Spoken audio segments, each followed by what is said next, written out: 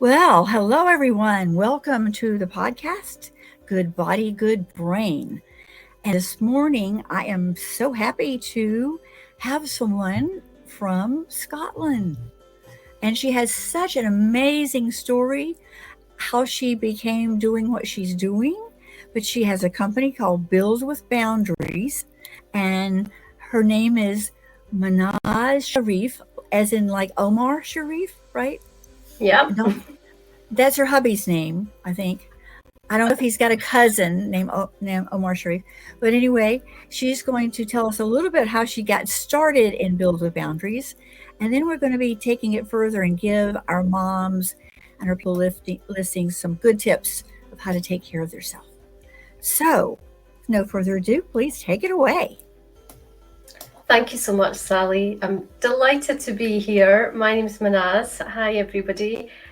We are talking about boundaries today. So my business is called Build with Boundaries. And as Sally mentioned, I am near Edinburgh in Scotland. So happy to meet you wherever you are in the world as well. I help mums who are juggling their business around their family life.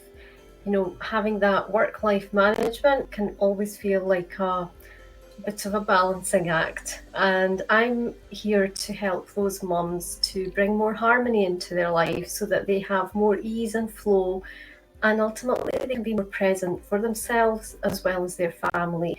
And that is done in a variety of ways. And as you can tell, boundaries are pretty key to, sustaining what we want, and that is a tool that is definitely used, which is why my business is called Build with Boundaries, and just bringing that harmony and that sense of harmony rather than this elusive balance that just never ever we never get sight of. Right. And once upon a time, you worked in the corporate world, right? Absolutely, yes. I've been in the corporate world for about 20 years. So I was an analyst, very logical and problem solving background I have. And that's what I bring into my current day now, but with much more of a harmonious blend of the feminine side of understanding who you are, what you need, and being able to create. And I felt like the filling in a sandwich, where you just feel this constant pressure all around you from lots of different parts of your life and different areas. I had two young children and they were under 10, and my mum was chronically ill, and then she was later diagnosed with cancer. So there's all these responsibilities and duties that you cannot give up on any one of them, because every single one is important. And all those challenges, trying to balance, working at the same time. My husband was away quite a lot as well for business, two young children with different routines, and then my mum as well. You just don't want to compromise on anybody or anything, and you want to do what you feel is right. But often we just end up being at the bottom of the list. So I've been there. I know how that feels, and I don't want that for anyone else. And I want people to know, especially mums, that there is a way to find your own way and find that harmony in your own unique way, because what it looks like is very different for each of us. And also too, because we're women, women tend to be the balancing act, because in a lot of cultures, even if you're a corporate person, you still come home and you still have the care of the smaller children, and possibly even cooking or cleaning and all those kinds of things. And so your own self-care sometimes suffer. I tell my clients, you cannot pour from an empty cup. So if you don't keep your cup full, how are you going to give love and attention to anybody else? Absolutely. And I think this is one of the most difficult things for mums to deal with, is that when they actually look after themselves, they're able to look after their children or their parents or their siblings, their partners, their home, everything better in a much more productive manner, in a much more present way. Because when we're not giving to ourselves, we really have nothing to give. And the more we can give to ourselves, we're actually giving more to others. And just understanding that putting ourselves first is actually essential. It's not selfish at all, but it is essential in what we actually want to do for others.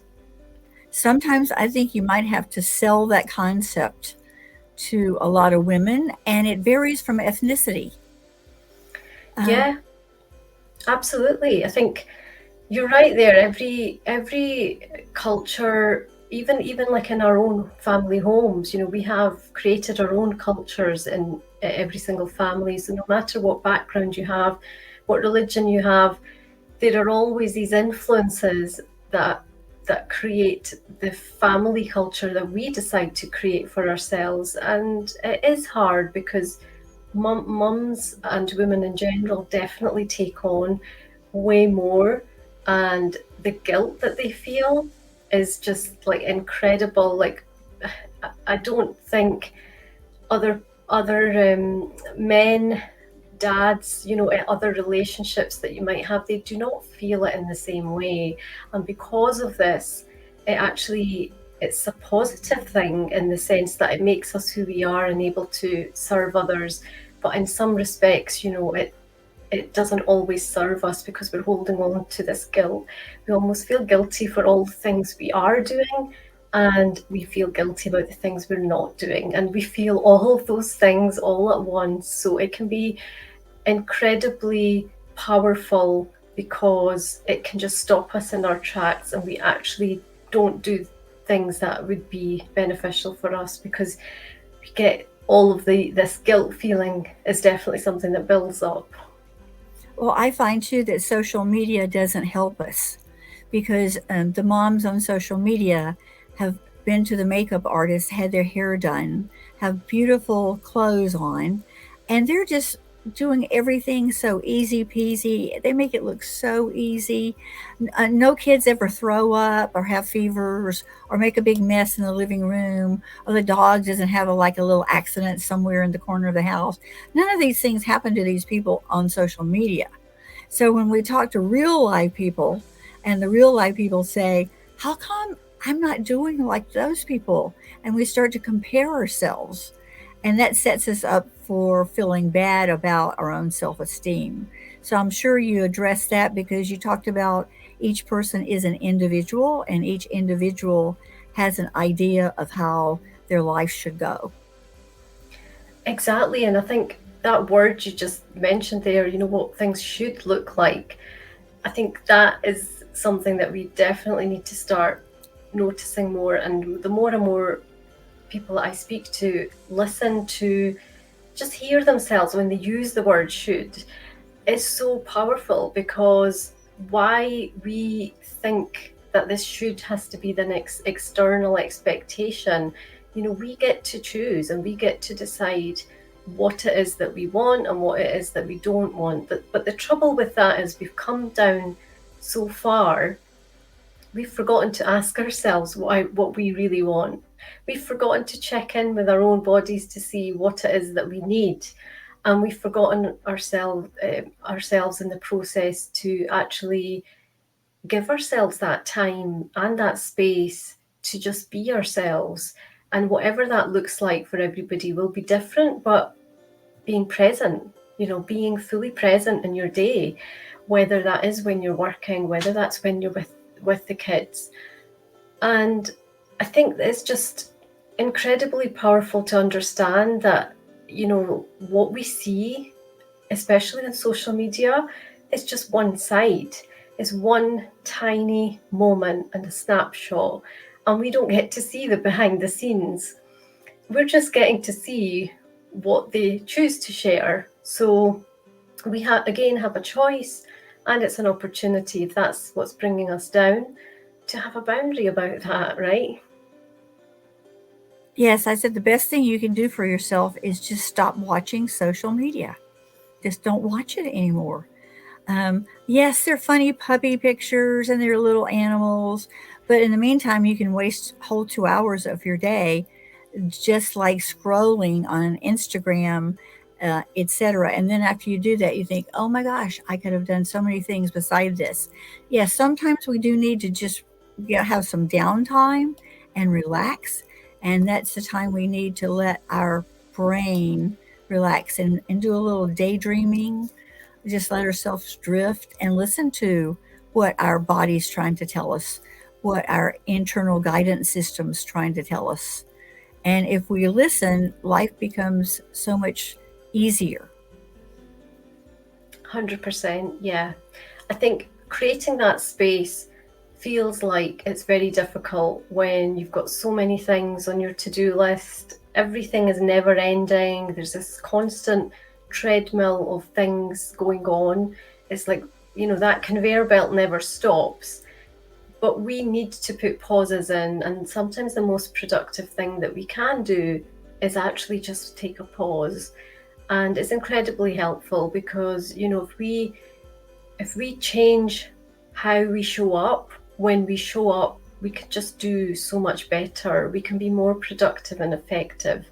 And when we're more efficient with our ways of working and ways of doing, then, we are ultimately creating or getting more time back, which means we can do more of the fun stuff that we want to spend more time on. So it does have the benefits, but when you're in this place of constantly feeling like, you're getting pushed and pulled in all directions and there's constant demands on you, it can feel very pressured. And reacting to those situations isn't the way we want to live our life. We want to be in control. So we want to actually be living more intentionally, and that means we get to choose, do we want to be on social media? Do we want to spend a certain maximum number of minutes there so that we don't get dragged into that rabbit hole? Oh, and that is so easy. And I put that little line up there, what do I really need today? I think that might be something that you probably incorporate into your program where you ask your client, what is it that you really need? Not all the little tasks that are going on, but what do you need to feed your soul with today so that you feel more productive and more aligned, I guess, and purposeful. Yeah. And I think sometimes that's a really incredibly difficult question to answer when you're in this storm and there's just so many things going on and you really don't know how to answer it. What I've been doing with my clients, I'm not sure if you're aware of human design, but I've been using human design with my clients. So when they start seeing themselves as they truly are, and like not just seeing, like truly accepting their strengths and their gifts and seeing themselves in a different way, that helps us to understand ourselves better. And when we understand ourselves better, we understand more about what we need, right? We want to be in flow. We want to be living our potential. And all these things can only come if we are working with our gifts rather than constantly trying to do the things that we're not so good at and meeting resistance and feeling bad for not doing them very well and like doing this on repeat. So what if we could do more of the things in a better and even more effective way? That's what, human design can show us. And in case your listeners are wondering what it is, then human design is the science of differentiation and tells us how we are different. And it is based on science. Science meets spirituality. But yeah, if you think it doesn't have much truth in it, then you can just find people who have looked at their human design. I've been sharing on my podcast too, and it's incredible. It's really, really incredible, and it's fascinating. It's still fascinating for me. I don't know if you've dabbled with it as well. Yes, yes. I met that lovely a person in your community, which you'll have to talk about in a minute, and she sort of specialized in human design, and it got me thinking. So I went and actually plugged in all my information, and it is it generating manifestor or vice versa? Manifesting generator, right? That's me. That's me, Okay. and that's no surprise. No surprise there, right? Um, and so I saw all the things, and it's sort of complex. They offered me a Mm-hmm. 200-page report, which I Ooh, don't have time right now to look into, but I will probably later. I got it on the bucket list. Um, but human design has become a modality that's coming to the forefront more. Like I had never heard of it except for a couple of years ago. And yeah, people have been using it more and more and more to sort of show them their gifts and how to use them in their life to make their life actually easier. Instead of going against the grain, we're going with the grain. absolutely. That's it. That is key. And I've had a lot of curiosity and interest, and lots of people engaging with my human design. The more I've been sharing, because I have been since the start of the year working with clients on human design. So I work with them to help them to understand key areas of their design, because you could go on learning about all of these things pretty much forever. But the key parts that are essential, if we just get those foundations right, and what they can do is help us to understand how we can make decisions in our life, how we can be more leaning more into our gifts because we actually see them and understand them, and obviously we are going to acknowledge them and appreciate them in a different way because we see them from a different lens. And that's what's incredibly interesting.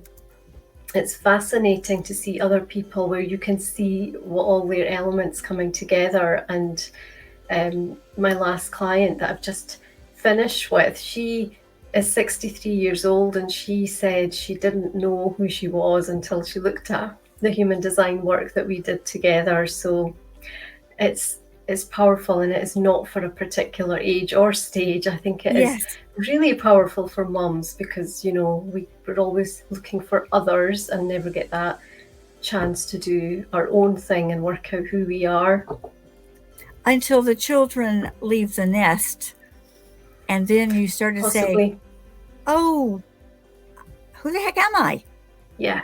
Self identity gets so intertwined with the role as a mom and as a wife. So when somebody says, "Well, who are you really?"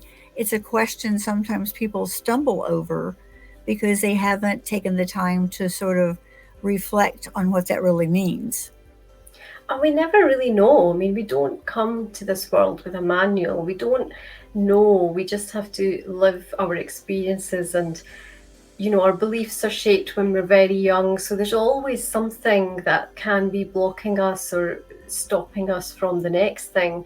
And we can't uncover that. We can't see that. But at some point in time, just like we would want for our children, we need to look at ourselves and say, like, what do we really want? And we have got another chapter of our life. How do we want that to look? But before we can set any boundaries that help us and aid us to do that, doing this work and understanding who you truly are is really powerful, because then it comes from this place of an internal burning desire, and it is something that is deep within you rather than it feeling like it's something that's come from the outside. Yeah, it's like an internal compass or your true North Star, the Yeah. place that you would travel to if you knew how to get there. So say some mom calls you or goes on your website. Um, do you have her fill out an assessment first? How do you get to know them? Well, I have some free resources. So I have a free boundary clock, which is powerful in the sense that it's a visual representation, and you can take this worksheet and work out where your boundaries lie and really start to identify what areas you need to work on. Because that is so important for us to be able to see and identify. And often boundaries are just those sort of things that people don't want to, don't feel that they need, or there's definitely a misunderstanding with what boundaries are. So I have resources, and that worksheet helps you to change your perspective around boundaries and also show you them in a different light, which is really helpful, because if we think of them as protecting us, as protecting our time, our energy, and our dreams, then they are something that we can aspire to, and they become something that we are drawn to in a different way. And that's what I help people, different stages and different things that people will need. But from there, we can have a conversation and see what it is that you need, because again, everybody has such different circumstances, but often the underlying challenges are very similar. And sometimes people might need to learn about themselves more. Some people might need the whole piece of understanding how they can get harmony, so then this human design becomes just one part of it. There's just so much work that we can do on ourselves, and when we do that internally, then it starts to have this ripple effect around us as well. So that's always a hidden and extra benefit that moms really appreciate, because it impacts their family, it impacts their children. And when children are growing, seeing mom having stronger boundaries or being able to adhere to them, there's that respect that comes, whether that's with your clients, with your children, with people around you. They definitely, you're honouring that, and there is definitely respect in there. It's not about pushing people away. Yes, and so many. Of course, we're back to the woman thing. And when a woman comes to me and she says, "I am so overwhelmed," and she names about 25 things she does every day, and I ask her, I said, "Well, where's your husband?" And she says, "Oh, he's always working hard and he doesn't have time to help me." I said, "Well, what are you doing? Are you sitting around eating bonbons all day?" "Oh no, no, I'm working too." And I would say, "Well, what if you ask him to give you an hour at least every weekend where you took care of the children?" I mean, the husband did. Yeah. "And you went off to have lunch with your best friend, or go see Granny, who's maybe a couple hours away or something, where you take off your work, and then let him back you up and take care of that." And it's an eye opener. The first thing they say is, "Oh, he would never do that." And then I say, "Well, Oh, have you ever asked him?" "Oh, he'd get mad." "Well, how right. do you know? How do you know he would?" "You won't know until you ask him." And There's then if he does it, and she comes back after he's had the kids for 1 or 2 hours, he'll say, "Oh my goodness, I didn't know this was so hard." I know. And also doing things together. The thing is, Mm-hmm. when we just build this thing up in our mind that it has to be done this way because it's always been this way, it doesn't really help us. So we can change these things, but there's always some mindset stuff at play. Like, we've already created the expectation of others. We're already bending over backwards doing things. We're already not asking for help. We don't know where to say no. We're just too busy saying yes and adding more things to our list. It's not really fair, and we would never want our children to do that. I think this is the other thing. We would never. What advice would we actually give to our children if they were doing that all the time, just saying yes? Mm-hmm. And also, too, we're actually role modeling to our Mm-hmm. children Yeah. what healthiness looks like. And if they Yes. see us running hither and yon and not being very present because we're already thinking about the next thing we're supposed to be doing, then they notice when suddenly we stop and are Mm-hmm. just there and just present with Yeah. them. And I've had them say to their parents, like, "Where did mom go?"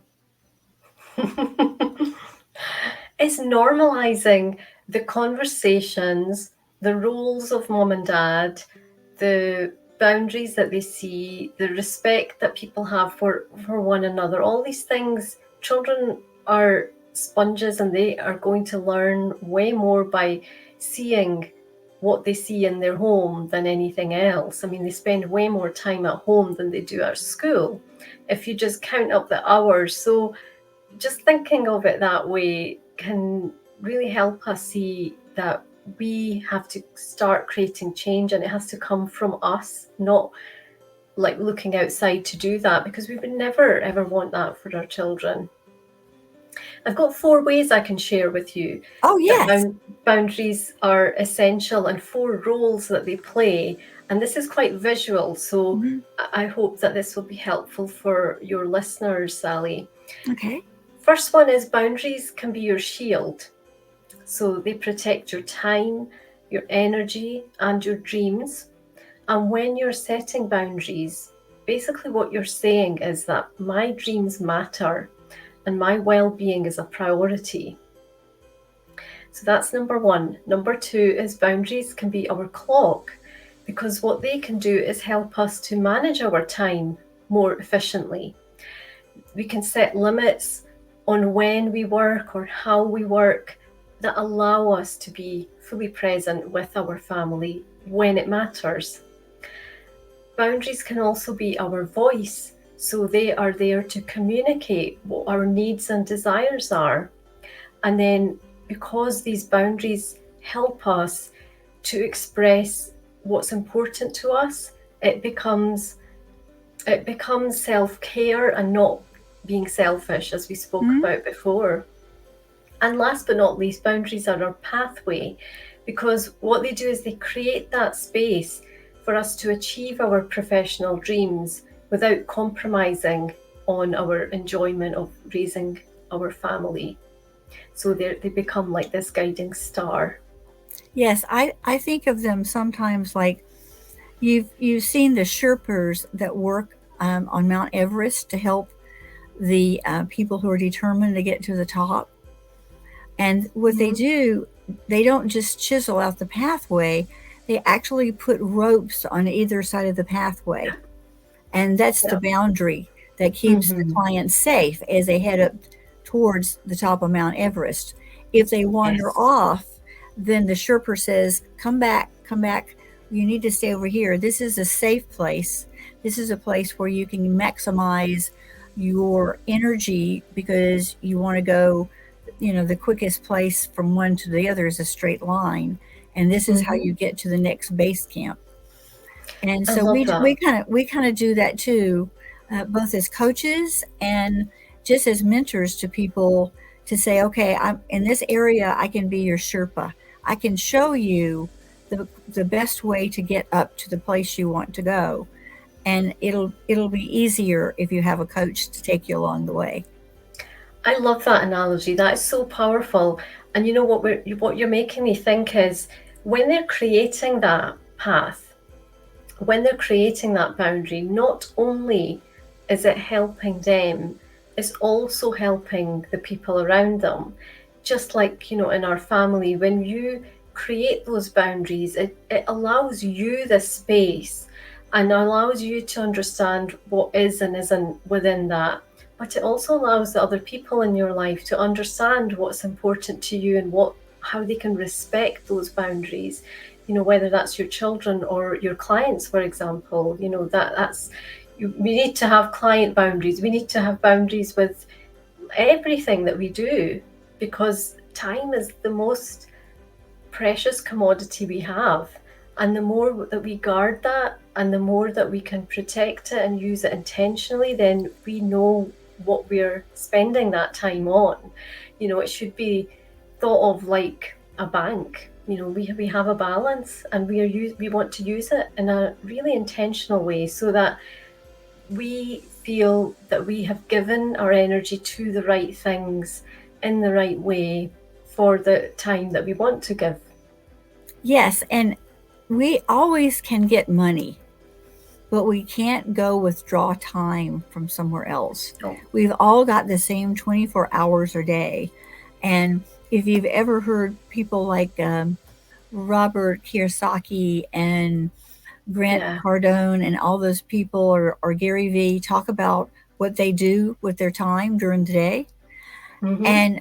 and they basically use their zone of genius, and all the other sort of mundane things kind of fall away, and they either hire somebody else to do them, or they put them aside and sort of batch them and just do them all at once, instead of like, I got to do this, I got to do that. And their zone of genius allows them to expand and be able to make the big deals, make the relationships work, those kind of things. Because without the boundaries, how are you going to navigate a relationship, particularly if you're in a family situation? Yeah.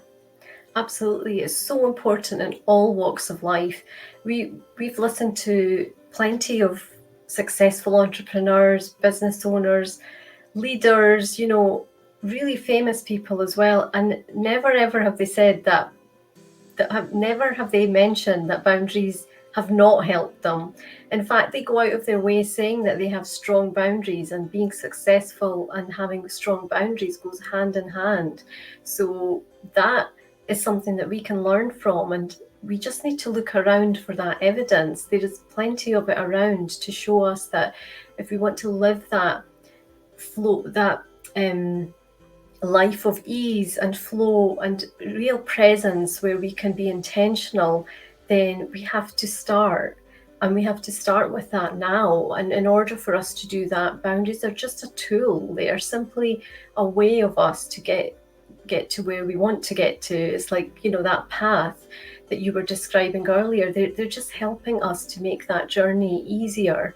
And who doesn't want ease? Yes, and when you have ease, and that brings in some joy, and your creative mind gets some juices flowing, and you may Yeah. think of a whole new thing, how to do something that you've been doing the same way for years, and figure out, oh, I don't have to do it that way anymore. That's just what my mother told me. I can decide Yeah. now how I want to do it for me, and then I can show my daughter and ask them questions of how they want to do this thing for them. Absolutely. We have choices in everything we do, but there are so many things that we don't take that full control. We don't hold the reins and decide how we're going to do it. We just assume that because it's been done, or we've seen how it's been done, that this is how to do it. But it's when we start questioning those things, when we start changing those things, that is really powerful, because it changes our day to day and it changes on repeat. And do you find that setting boundaries, especially if you work at home, that over time, those setting of boundaries actually strengthens the relationship you have with your family, especially your spouse? Yeah, absolutely. I mean, I was at the dining table when lockdown hit. I had to leave my office, give it to my husband who had the proper job, and I was in the dining room where everybody was able to walk in and out all the time. I've got two young kids, so they were on their laptops doing homeschooling. And it's incredibly hard to not have that separation. And when it's taken away, and then your day you're just working. Like there was no start or end to my working. And that's when the penny dropped, and everybody was walking in constantly, just interrupting. They didn't feel they were interrupting, but I was trying very hard to work. And I think we need those realizations, because had it not been for that, I have my own home office now, and I truly, truly appreciate being able to shut the door at night and not, have the separation of work and home, and having that boundary, having working a 4-day week and not making that go into the weekend, not working evenings, and not giving up on those things that before felt like they just were I was pressured, or I felt that pressure to do that. And I think many mums, this is the case, because they have to get up and go and pick their kids from school. But then when they come back, they're like, I haven't done this, I haven't done that. And there is this urgency that they feel that they have to work longer.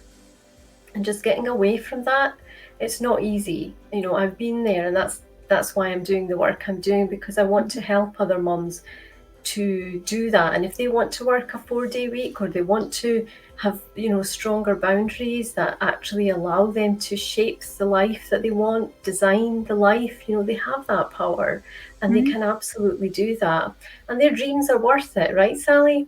Oh, absolutely. And sometimes that 4-day work week becomes a 4-hour 4-day work week. So we don't have to put in a lot of time as well. But I think finding a support network, and you have this wonderful community that you haven't talked about yet. Tell us a little bit about your community where you dive deep instead of diving wide. Thank you, Sally. So, Connect and Nurture is a membership that I created at the start of the year. I was drawn to creating an opportunity for mums to support each other, because I think incredible things happen when we can support each other and collaborate with each other. So, I've created a membership around building relationships efficiently. And as part of that, we do one networking session every month. But the networking is really just one tiny little part of the membership, because the membership is there to help mums to create a plan on how they want to follow up with people. Any networking events they go to, they'll have hundreds of notes and notepads on who they want to connect with, but then it doesn't become a priority, and it's very hard to make things a priority when you don't know what the actual result will be. But that's the whole point with relationships. You don't know what might happen. I mean, we met on, I'm sure it was a networking, Sally, and we connected since, and this opportunity wouldn't have happened if we hadn't met. So similarly, I'm trying to do this through my low cost membership, where mums can come and have conversations, real authentic conversations, no pitches to each other. And so if you don't feel like you want to be networking, it becomes a place of practicing that as well, meeting new people and being part of a community where everybody wants to support each other, celebrate each other's wins, and potentially create the collaborations, because when we work towards that, they will happen. That's again the power of intention. And if we just keep those notepads in our drawer and never do anything with them, then those are lost opportunities and just wasted time networking as well. Yes, and I don't know if I told you I had spent a 3-day virtual summit in Australia called the Summit Alliance. And one of the key components of that is like multiple breakout rooms, sort of like you do with your membership, and hooking up with someone that might be in addition to your team or has access to a piece of knowledge that you don't have, and you want to put it into your team building as you're helping people grow their business. Mm-hmm. And you come out with like so many different types of people. But those people that I met in your community, I think 3 of them were now friends on LinkedIn. Because we connected, and I thought, oh my gosh, you're a travel agent. Oh yes, I need a travel agent. One of these days, I'm actually going to end up going to Iceland. My friends are there now, my friends from Hawaii, and I'm saying, you're doing my bucket list. You're in Iceland. And now that volcano has taken off and is doing all kind of wild and crazy things up there. So they're right in the heart of it. And so Okay. we make those kind of connections. And I think through the membership, it sort of glues people together because they know it's once a month. And Yeah. yeah, and then they set aside that time, and they know that they're going to connect with someone who can help them in some area, even if it's to say, I think you're doing too much.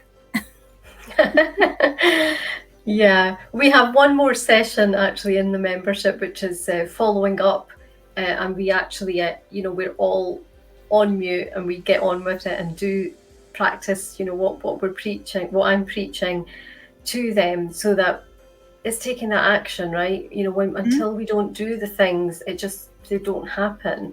So yeah, and there's a whole lot of resources in there that helps people to actually create their own plan, and then this can work outside of even the networking that I do, because you want to network in lots and lots of different ways. And we are online. You can network on LinkedIn. You can network in so many different ways. It doesn't have to be just a networking room. But what we do with those connections and with those people is where some people will go out of their way and make that happen, and other people, it's not necessarily a priority, and it's difficult to prioritize when you have got too much other stuff going on. So it's I think really helpful. it's a great place for introverts. Yeah, absolutely. Yep. Well, Yeah, that's yeah. People that's always me and say, again. "Oh, you're so outgoing. You're so blah blah blah." I said, "But when I need to charge my batteries, guess what I do? Yeah, I alone time. disappear. I Yeah. disappear. I hang Yeah. out with the animals." Whereas Mm, extroverts get energy from other people. that's They right. they want to go to a party. They they get all that energy from the other people. And to understand that it is a way, another boundary. It's just another way of understanding Yeah. yourself and practicing. Because if sometimes people will like go onto my LinkedIn and they say, let's have a discussion about so and so. And I don't want to buy the so and so, but it's interesting to know about it. And so I'll say, just let me look at your website for now. And there's many times where I have done that, and they probably think, oh, she's never going to call me. And 6 months down the road, I need that very thing of that person who contacted me. And Yeah. so I know where to find them. Yeah. Exactly. We can make it work, and it is up to us to do that. It's just we have a lot of things to manage, and it can feel quite overwhelming to do all of the things. And that's why having a plan and working with a strategy, rather than it just being making networking meetings, Mm-hmm. that's just the start of it. That is only step one. Nothing happens at that first meeting. Yes. And what would you tell, um, like a maybe, I know people are listening to this in many different venues because we're recording it and it's going to go on YouTube as well. And you can also listen to us on Spotify, Apple Podcasts, um, almost any podcasting platform. Podbeam, you can find us on there. And so if you were going to tell someone who's just listening to the podcast, who's not really here with us live, how would they begin, first of all, to figure out what good boundaries are for them? Or if they need a little help, what would they do to contact you? Yeah, so the first thing to do to really understand where you are with your boundaries, that helps you to understand where you need to go or what you need to shift. So my free boundary clock worksheet would be the first place I would ask you to go, and that is on buildwithboundaries.com/clock. You can download it free. Just, I would advise to print it off and walk away from your computer, go outside in nature, Mm-hmm. take some colouring pens, and just spend some time to reflect on what your boundary clock looks like. And that will give you some next steps as well in terms of what you can do once you realise, what your clock looks like. So that will give you some guidance. And, you can always check out my podcast, Built with Boundaries podcast, as well. Connect with me on LinkedIn, send me a DM if you want to chat. I'm always happy to chat and happy to give my perspective. Sometimes I think we Mm-hmm. are so caught up in what's happening, we can't see what's really obvious to other people. And, I would love to have a conversation and help you further if you feel that you want to do that. And if you're ready, then absolutely contact me on LinkedIn. You can find me, Mahnaz Sharif. I'm sure Sally will put my LinkedIn link into the comments. And yeah, just good luck with the boundary work, because you have to start somewhere. And I think just understanding where you are will in itself gives you a lot of insights, and you might not be prepared to see what you see, but you will get something out of it of massive value in terms of your current unique situation, And that's what we all need. We need that personalized, we don't want a formula. There is no such thing. And this just gives you that opportunity to look at your life and all of your situations in a different way. And also, we like to contact human beings. Even though COVID gave us the ability to do what we're doing now, Yeah. and so it's shaped us in so many, many different ways. I think also too, I sometimes have clients that say, "Oh, I just I can't get this done. I just can't possibly get this done." And then when we sort of sit down and say, "Okay, what is it that you have to get done today? Mm-hmm. Do you Yes. have to vacuum? I mean, do you really, really, really have to? I mean, what would happen if you didn't?" Um, and also, too, it has to do with the messages that we got from our own families, back to family culture. Yeah. One of my clients, her parent was an expat, and she worked very, very hard. She and her husband to send all three kids to college. They were the first ones in the family to ever go to college. And the mom would say to her over and over when she was little, sitting down and not doing anything is lazy. Right. So she spent the rest of her 30 years trying to do something and maybe do two or three things at once. And Mm-hmm. eventually she didn't even know who she was anymore. Yeah. So calming Goodness. that mother's voice down, honoring it. Okay, yeah, your mom was trying to get you going in the right track. She didn't want you to just like hang out and not do anything. But it has to be again a balance with your boundaries as well. Mm, absolutely. And we learn these things so young that we don't realize what has impacted us. So, doing this work on boundaries is like doing self development work. Hmm. It's Hmm. working on you, and it's making your life better and just managing all those things in a way that creates more ease, and it just feels more joyful because when you bring that ease in, you definitely bring the joy as well. And being more confidently you, like who you Hmm. actually are. So, for that client you mentioned, her probably thinking all her life, well, I am lazy, is probably something that's been in her head, whether she knew it or not. And, it just makes you think, doesn't it, that that's such a huge, long time to carry that. Hmm. And we are probably carrying lots of things as well that we learned from under the age of 7. Yes, I call them mind mines, not landmines, but mind mines. They're sitting around up there and they're kind of like in the quiet mode until somebody asks us something to do something, and all of a sudden we get this reaction and we don't understand why we are Yeah. reacting the way we are. Well, Hmm. somebody has stepped on a mind Right. and that we didn't know we had it. It's a lot of people have these sort of concepts around money. They Hmm. think that money is dirty. If you're rich, you're a bad person. And so shifting that mindset that money is just energy received and given for something that's done. Yeah. And then when we do have money, we can make such a tremendous impact in the world. Like yesterday, I rescued a doggie from a center that took me 7 hours to drive there, and the doggie, nobody else would have taken her. She's a pit bull.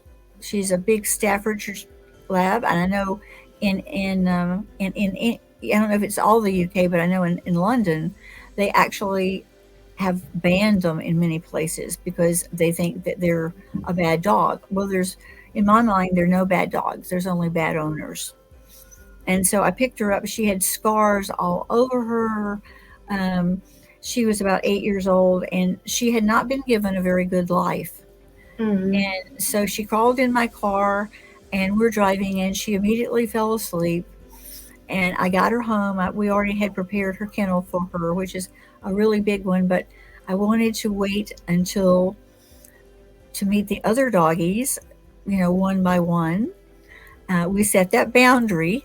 so that we meet the doggies one by one, make sure everybody's okay with who they are. And it seems to be working fabulously. I'm not going to let her in the backyard yet with the Great Pyrenees. She's fine with the little whippersnappers out there, and she's exploring and trying to figure out, like, heck, how did I get here? But see, when you have the extra money, you can take it and do Yeah. good.